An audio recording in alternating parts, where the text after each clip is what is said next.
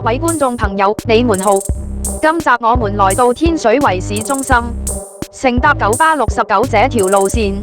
話說元朗東頭有同心村過渡性房屋項目及天水圍濕地公園路一帶，亦有大型私人屋苑，合共預計人口為9000人。於是運輸署在2021至2022年度巴士路線計劃中，建議開辦新路線，循環往來天水圍與元朗、德業街，途經港鐵朗屏站及元朗市中心。路線已公開招標，當年野心勃勃、銳意擴展版圖的城巴率先入標城投，但老謀深算的九巴在審視建議的走線後，卻無意投標，城巴成了唯一的投標者，獲得該路線的營辦權，應該是值得慶祝的。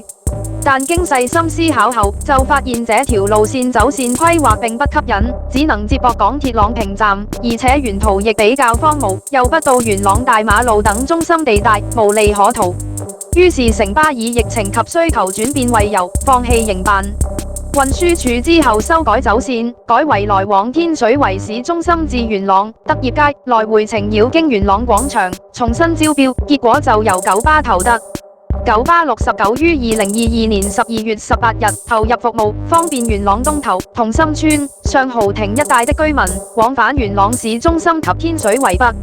而69在天水圍北會途經天恩、天恒及濕地公園路，然後直達元朗市中心，為居民提供更直接前往元朗廣場一帶的巴士服務。另一方面，69亦可於元朗轉乘多條九巴路線，往返港九新界各區，並回贈69支車費呢。1年後，69往天水圍市中心方向，繞經朗屏村巴士總站，以方便居民到該處上學，或由朗屏村返天水圍北。雖然如此，但69在開辦以來，客量持續偏低。於是運輸署於2025年再出招，修改行車路線，來回改經元朗大馬路，以方便乘客出行。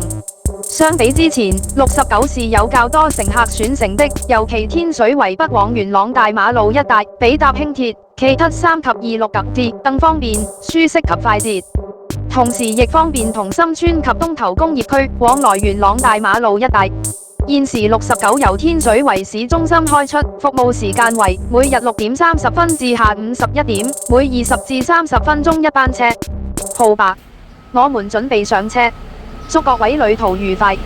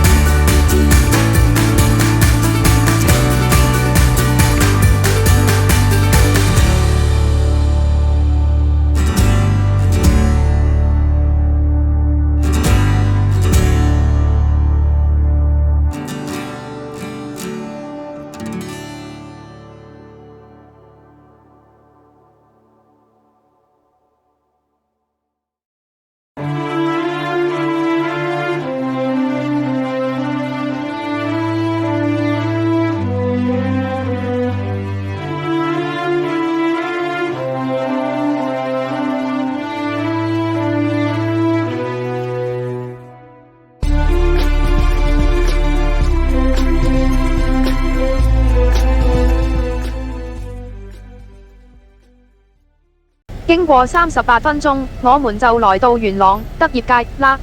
2025年8月，修改元朗市一帶之行車路線後，的確擴展了69於元朗大馬路的服務範圍，亦有助分擔輕鐵、K 73和269T 的客量。今集我們就到此為止了，